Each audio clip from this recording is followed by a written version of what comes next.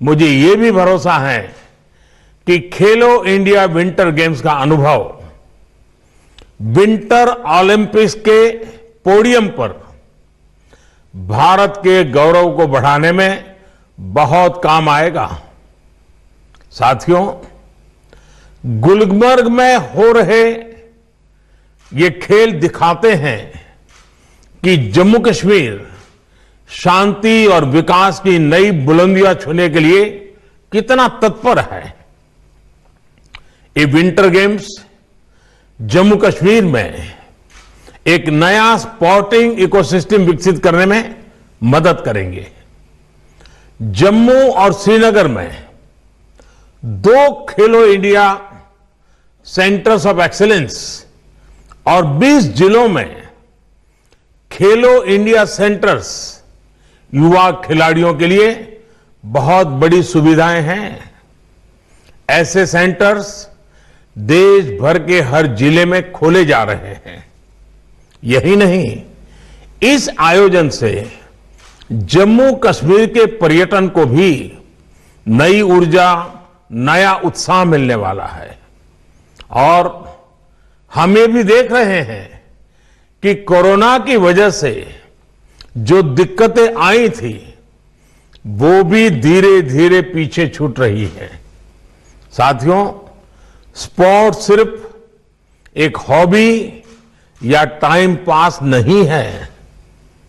Sport से हम team spirit सीखते हैं, हार में नई राह खोजते हैं, जीत को दोहराना सीखते हैं, संकल्पित होते हैं। स्पोर्ट्स हर एक व्यक्ति के जीवन को गढ़ता है, उसकी जीवन शैली को गढ़ता है। स्पोर्ट्स आत्मविश्वास बढ़ाता है, जो आत्मनिर्भरता के लिए भी उतना ही जरूरी है। साथियों, विश्व में कोई देश सिर्फ आर्थिक और सामरिक शक्ति से ही बड़ा बनता है, ऐसा नहीं है। इसके कई और भी पहलू है। एक वैज्ञानिक अपने छोटे से इनोवेशन से पूरी दुनिया में अपने देश का नाम रोशन कर देता है। ऐसे कई क्षेत्र हैं, लेकिन बहुत ही ऑर्गेनाइज वे में, स्ट्रक्चर्ड वे में आज स्पोर्ट्स एक ऐसा क्षेत्र बन गया है जो आज की दुनिया में देश की छवि का भी, देश की शक्ति का भी परिचय कराता है। दुनिया के कई छोटे छोटे देश स्पोर्ट्स के कारण विश्व में अपनी पहचान बनाते हैं। उस स्पोर्ट्स में अपनी विजय से पूरे देश में प्रेरणा और ऊर्जा भर देते हैं। और इसलिए स्पोर्ट्स को सिर्फ हार जीत का कंपटीशन नहीं कहा जा सकता। स्पोर्ट्स सिर्फ पदक और परफॉर्मेंस तक सीमित है, ऐसा भी नहीं है। स्पोर्ट्स का एक वैश्विक रूप है। क्रिकेट के क्षेत्र में तो हम भारत में इस बात को महसूस करते हैं, लेकिन ये सभी अंतर्राष्ट्रीय खेलों पर लागू होता है। इसी विजन के साथ बीते वर्षों में देश के स्पोर्ट्स इकोसिस्टम से जुड़े रिफॉर्म्स किए जा रहे हैं। खेलो इंडिया अभियान से लेकर ओलंपिक पोडियम स्कीम तक एक होलिस्टिक अप्रोच के साथ हम आगे बढ़ रहे हैं। जमीनी स्तर से टैलेंट की पहचान करके उसको सबसे बड़े मंच तक पहुंचाने के लिए सरकार स्पोर्ट्स प्रोफेशनल्स की हैंड होल्डिंग भी कर रही है। टैलेंट की पहचान से लेकर टीम सिलेक्शन तक ट्रांसपेरेंसी सरकार की प्राथमिकता है।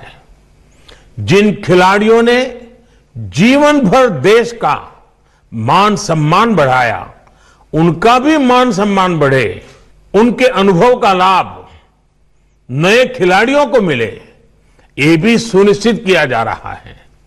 साथियों, नई राष्ट्रीय शिक्षा नीति में भी स्पोर्ट्स को बहुत ज्यादा महत्व दिया गया है।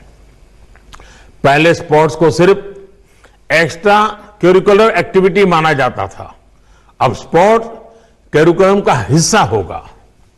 स्पोर्ट्स की ग्रेडिंग भी बच्चों को शिक्षा में काउंट होगी। ये स्पोर्ट्स के लिए, हमारे विद्यार्थियों के लिए बहुत बड़ा रिफॉर्म है।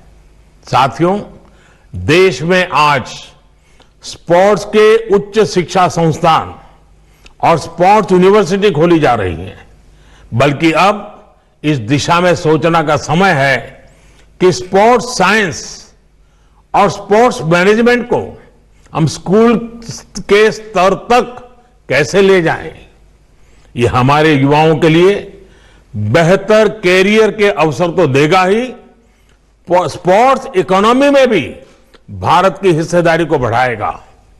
मेरे युवा साथियों, जब आप खेलो इंडिया विंटर गेम्स में अपनी प्रतिभा दिखाएं, तो ये भी याद रखिएगा कि आप सिर्फ एक खेल का ही हिस्सा नहीं है, बल्कि आप आत्मनिर्भर भारत के ब्रांड एम्बेसडर भी हैं। आप जो मैदान में कमाल करते हैं, उससे दुनिया में भारत को पहचान मिलती है। इसलिए जब भी आप मैदान में उतरे, तो भारत भूमि को अपने मन और आत्मा में हमेशा रखें। इससे आपका खेल ही नहीं, बल्कि आपका व्यक्तित्व भी निखर जाएगा। जब भी आप खेल के साथ मैदान में उतरते हैं, तो विश्वास करिए, आप अकेले नहीं होते। 130 करोड़ देशवासी आपके साथ होते हैं। एक बार फिर इस खेल महोत्सव को, इस खुशनुमा वातावरण में आप एंजॉय भी कीजिए और परफॉर्म भी कीजिए। मेरी एक बार फिर आपको बहुत बहुत शुभकामनाएं हैं। मैं माननीय मनोज सिन्हा जी, किरण रिजिजू जी, दूसरे सभी आयोजकों को और जम्मू कश्मीर की जनता को इस सुंदर आयोजन के लिए बहुत बहुत बधाई देता हूं। धन्यवाद।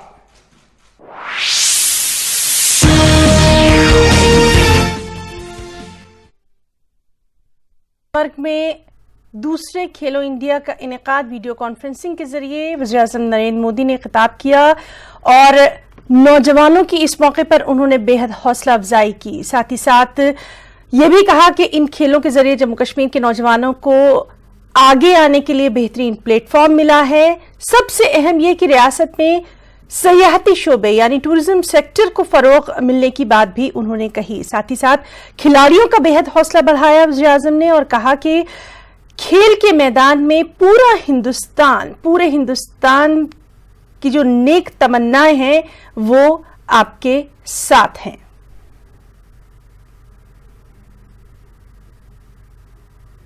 तो गुलमर्ग में सेकंड खेलो इंडिया का इनेकाद वीडियो कॉन्फ्रेंसिंग के जरिए वज़ीर-ए-आज़म नरेंद्र मोदी ने इस मौके पर खिताब किया।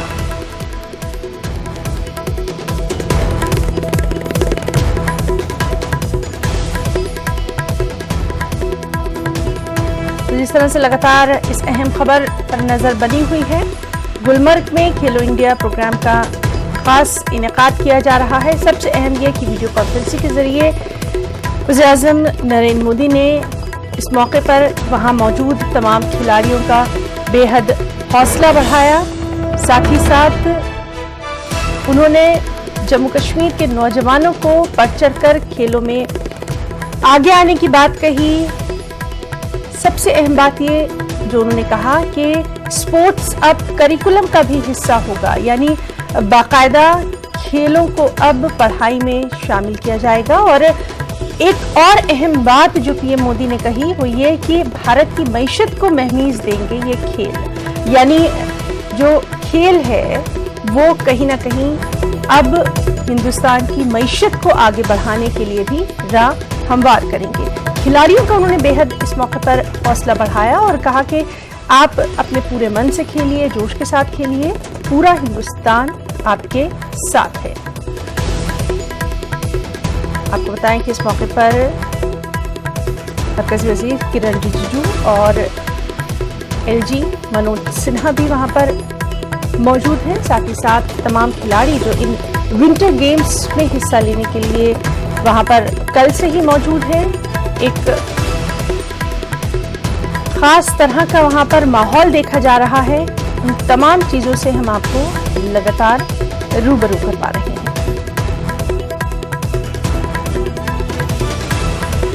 आपको बताएं कि सेकंड खेलो इंडिया विंटर गेम्स के लिए 20 रियासतों और मरकजी जेर इंतजाम इलाकों के 1200 खिलाड़ी और दीगर मेहमान इस वक्त वहां पर मौजूद हैं।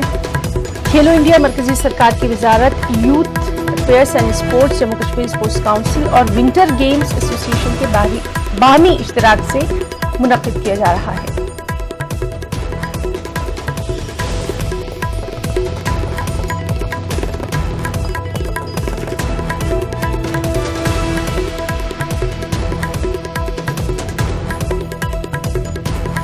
मरकजी सरकार ने गुज़िश्ता साल विंटर गेम्स को खेलो इंडिया प्रोग्राम में शामिल किया था। गुलमर्ग को इसकी मेजबानी का मौका दिया गया था।